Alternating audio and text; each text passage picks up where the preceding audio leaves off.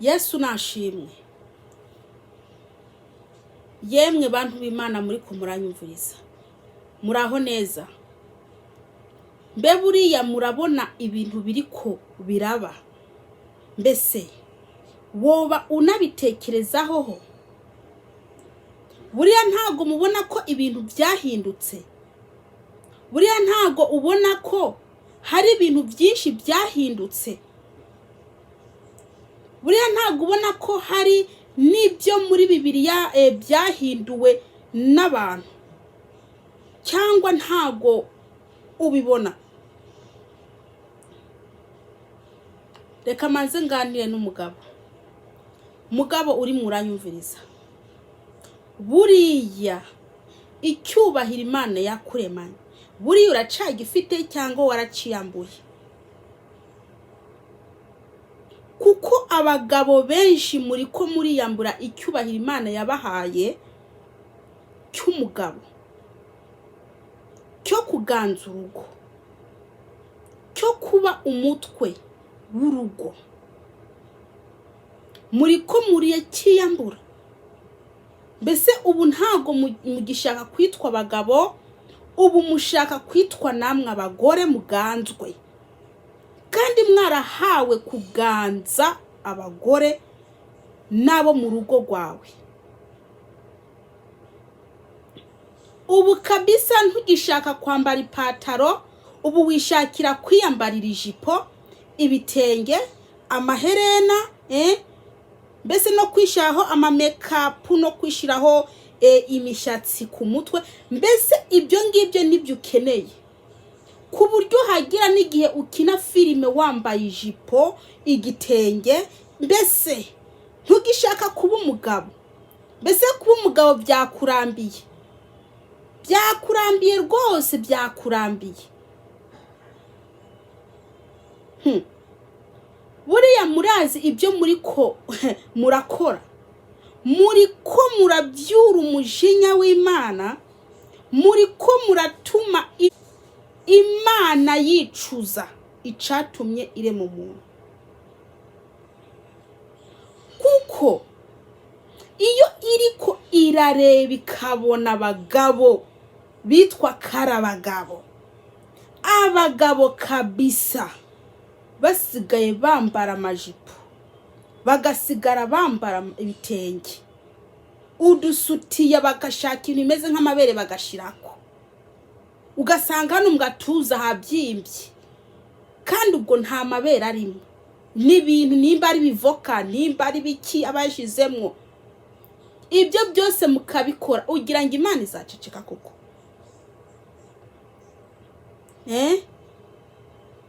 Umbese kwitwa umugabo mu rugo byakurambiye, ubushaka kurongogwa. Ubushaka kurongogwa kabisa. Ubu witwa umugore, ubu uri hasi, ubu uri hasi, mbese wishakira kwibera hasi. Imana yaguhaye icyubahiro. Icyubahiro cy'umugabo. Kwitwa umugabo.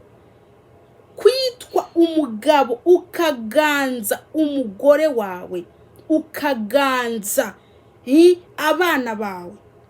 Ariko ubu umugore niwe ari karakuganza. Kubera ko wigize umugore. Mbese nkawe wa mugabo wigize umugore, iyo umugore wawe akubona, ese akubona gute? Ugira ngo wewe aranezerwa? Ugira ngo aranezerwa koko? Kibyo byose muri ko murabikora kandi mukiha amahoro, mukavuga muti ngo nta kibazo, ngo Imana nta kibazo izatubabarira. Abagore nabo ntibagishaka kwitwa abagore, ntibagishaka kuganzwa n'abagabo babo, bashaka aribo baganze. Ubu basigaye bambara amapataro, bigira abagabo, bashaka kwibera abagabo, ntago bagishaka kwibera abagore. Ugasanga umugore yakubise ipataro, mbese yakubise mu ipataro, arimwe atembera mu muhanda. Umugabo n'umugore bose bambaye amapataro, mwabo babiri umugabo ninde umugore ninde? Umugore kabisa ubu yishakira kwibera umugabo.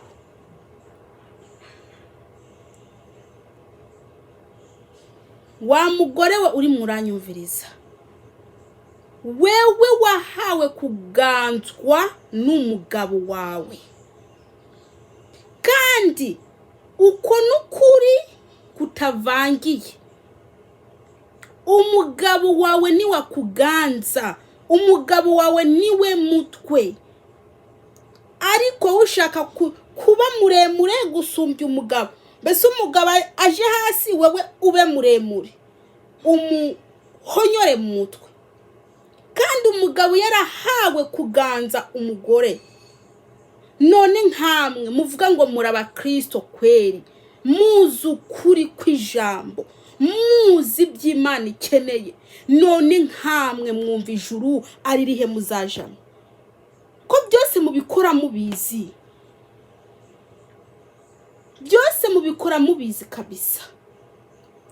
Ese Imana izabanezererwa koko? Niyo mpamvu ingo nk'izo Imana yiruka ikigira. Abagore ntibagishaka kwibera abagore, wapi bashaka kuba abagabo. Reka nagusomera ijambo, reka ndagusomere ijambo.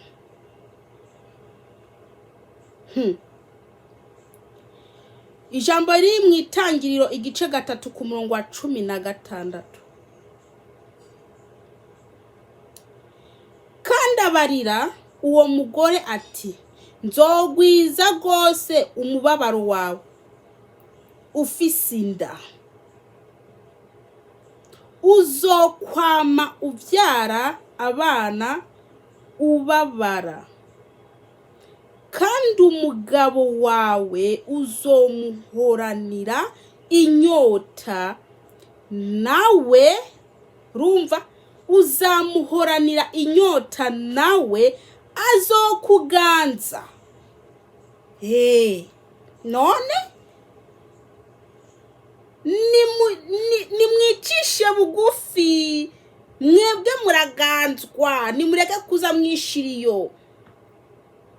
Ubu shetani ikintu yazanye mwisi, yazanye ikintu cyo kuvuga ngo abagore nibo bari hejuru, abagabo bagiye hasi.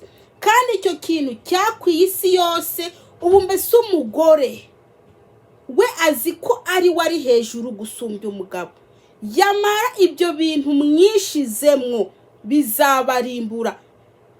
Ku Mana yo mu ijuru ho hazwi ko umugabo ari waganza umugore, nta mugore aganza umugabo, nta mugore mbese aruta umugabo. Umugabo nubwo yaba ari ikigoryi, nubwo yaba mbese ari mugufi, yari muto, umugabo Imana imubona ko ari umugabo. Ariko muriko murakora ibintu, mbese bivuye hanze, mukabyinjiza no mu rushengero, ngo umugore ngo ni wari hejuru gusumbya umugabo. Mawe ushatse wakwicisha bugufi, nimba uzikura umuntu uri kuraja mu ijuru, nimba uzikura umukristo kweri, ushatse wakwicisha bugufi, ukamenya ko urugo rwatangiye muri Edeni. Kandi nta mugore azigera aruta umugabo, nta mugore azigera aruta umugabo. Ngo bavuga ngo urutugu rurakura, ariko ntago ruruta izosi. Urutugu rurakura ariko ntago ruruta izosi. Bishatse kuvuga ko wewe nubwo wakura ntago uzaruta umugabo, nubwo wagira amafaranga ntuzaruta uwo mugabo, nubwo uzagira ibikururuka n'ibiki byose ntuzaruta umugabo. Kandi ikindi, ntabwo ibyo byose bizatuma witwa umugabo. shaka kugira ubutunzi uzagumura umugore, shaka kugira amafaranga uzagumura umugore witwa umugore. Umugabo nawe nashaka bari umukene yambara ikanka mbiri itobaguritse agumara umugabo kuko nicyo cubahira Imana yamuhaye. Umugabo ashaka ari kagufi kangana n'isakuru agumara umugabo kuko umva mbese Imana yarabahaye icyubahiro. Ijambo itubwira ngo bagabo mukunda abagore banyu, namwe bagore mwubahe mureke kuza mubahagarara hejuru. Bagabo mukunde abagore banyu. Imana yabahaye akazi ko gukunda abagore babo, abagore nabo kubaha abagabo babo. Ariko ibyo byose wapi? Ubu buri muntu ashaka kuba umugabo, umugore ashaka umugabo, umugabo nawe ashaka umugore. Bose byaradabanganye. Shetani yafashe amagambo y'Imana arayadabanganya. Mbese ubu byarasobanye. Ariko ndakubwiza ukuri ko we uri murakora ibyo nta juru uzajamwo. Nta juru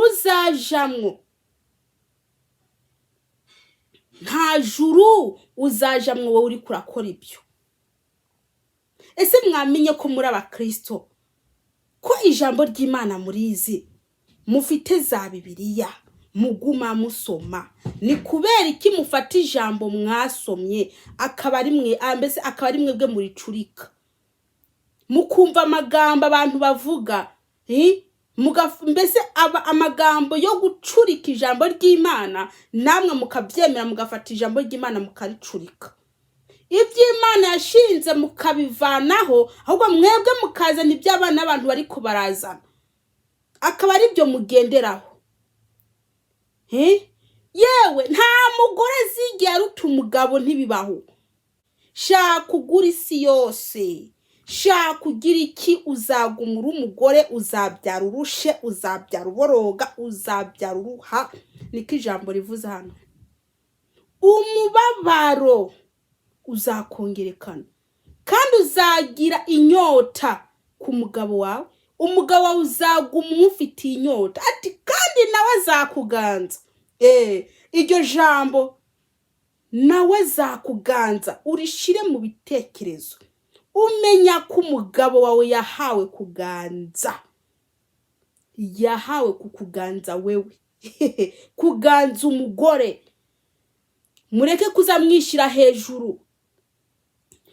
Umviriza, umukristo nyamukristo nyakuri yicisha bugufi imbere y'umugabo we. Umukristo nyamukristo nyakuri ari umugabo akunda umugore we, umugore nawe akicisha bugufi kabisa, kubaha umugabo. Bene data, ijuru ntago ari ry'abaso, ntago ari ry'abasogokuruza banyu, ntago ari ry'abahungu banyu, ntago ari ry'abagore banyu rwose. Uwo shaka yakora iby'Imana ikeneye. Uwo shaka yakora iby'Imana ikeneye, mukareka gucurika amagambo y'Imana, muzana ibinyamahanga, mubyishira mwanyuma mugaca mukurikiza ibinyamahanga. Ijambo ry'ukuri aryo jambo ry'Imana mukayita hariya, ibyivuga mukabishira hariya, mbese mukareka gukora iby'abana bari kubarinjiza, mugakora iby'Imana ikirakenera. Reka ndakubwire mwene data ikuranyumviriza, umuntu wese afashe umugore we nabi, umuntu wese agafata umugabo we nabi, ndakubwije ko ijuru ntaryo. Umugore yifashe ino nk'agakombe hejuru y'umugabo, agatuka umugabo, ndakubwije ukuri ngo bye bye, ijuru ntaryo. Kubera ko Imana yahaye abagabo kuganza, nawe uhabwa kuganzwa. Kuganzwa. Yesu nabagiye neza, gusa nimwisubireho. Buri muntu amenye uko Imana yamuremye. nimba Imana yarakuremye uri umugabo, reka kwikuraho ubugabo ngo wigire umugore bidashoboka. Nubwo isi yazunguruka inshuro igihumbi cyangwa ntabwo uzigera uba umugore bidashoboka. Nawe wa mugore ukwiye kumenya uko Imana yakuremye uri umugore, nubwo byagenda gute ntabwo uzigera uba umugabo. Mutuze ibyo bintu bibarimwo mubavemwo, mukemeye mwirukana ibyo n'imyuka mibi ibarimwo ituma mwishira hejuru. Barakubwiye ijambo ngo umugore, ngo uburenganzira bw'umugore, hanyuma ucurabikurura, ucifatanya no kuganza umugabo, ucifatanya mbese no gutegeka umugabo no kumubwira ibyo wishakiye, mbese ucifata nko kugira iki, nko guhonyora umugabo wawe, kubera ko isi kubera ko isi yavuze ngo uburenganzira bw'umugore.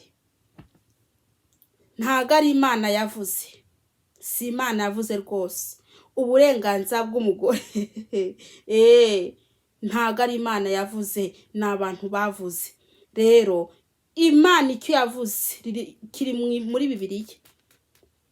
Mwubahe abagabo banyu, abagabo nabo bakunde. Ntago yavuze ngo uburenganzira bw'abagore ngo nukuganza abagabo babo. Wapi? Kuko ntari ibyo ndiko ndabona. Hari ibyo ndiko ndabona pe. Abagore bigize ingari. Bifatiye abagabo babuku. Ubu abagabo bariko barutwa n'imbwa. Abagabo bariko barutwa n'intuzenye n'abana bibyare. Abagabo barimo barutwa n'iki? N'ibipupe kabisa. Abagabo, agaciro k'abagabo kagiye hasi cyane. Nukuri ibyo ntago ari byiza pe. Umugabo aguma ari umugabo washaka afite umunwa bino. Ariko ibyo bintu muriko murakora, ibyo bintu isiri kirabigisha, mugashaka mbese kugira iki, kuganza abagabo. Reka nsubire muri no jambo. Narindi ku kazi. Umengo naringiye kuruhuka.